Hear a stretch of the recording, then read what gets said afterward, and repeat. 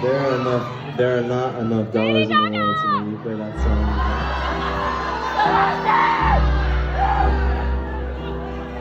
But okay. So, I signed that deal, and I truly, I was just a very normal school kid from the suburbs in Oklahoma, and I was sort of thrust into the music industry and into this career that I never really foresaw for myself or ever thought I could accomplish. And it was amazing and it was incredible, and I filled my first passport when I was 14, and I traveled the world, and I got to do all of these amazing things. But with all of those good moments came a lot of rough moments in the industry as well. And I found myself 6 years later, I was 18 years old, and I was living out in LA, and I'd been dropped by my label, and I was writing music at the time that I liked but I wasn't in love with, and I was knocking on every door and no one wanted to hear me out, and I was saying, just let me have a second chance, come on, let me get on stage, let me do these things. And I remember just feeling so depleted and like I had just sort of lost my purpose. And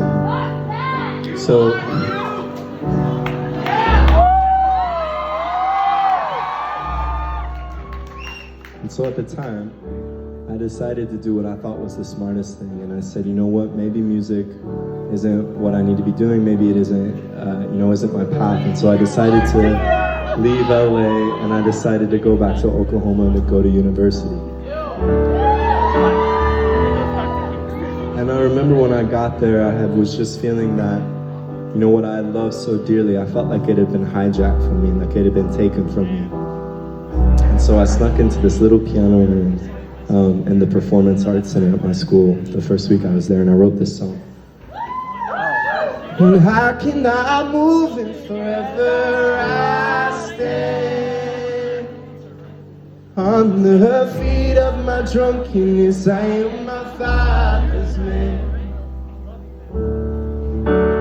How you even looking forever? 'Cause I can't.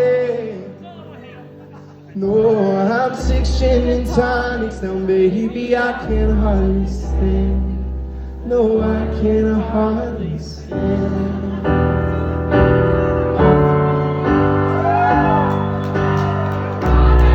In those years that I was in university, it was the first time in my life, and it was the first time in my career that I truly focused on myself, and I thought about what I wanted to say and how I wanted to say it.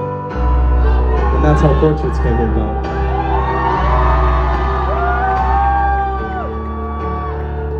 And Toronto, tonight I want to strike a deal with you. If you keep on buying tickets to these shows, and if you keep on supporting this music, and if you keep on supporting me, I promise you with my all that I will keep on writing, I will keep on playing, and I will keep on singing for you until the day I die. Do you ever do it? Don't let anybody tell you that you can't write a second chapter to your story, and don't let anybody tell you that you can't rewrite your story, because you can in Toronto. If I can do it, I promise that you can too. Thank you for sticking around.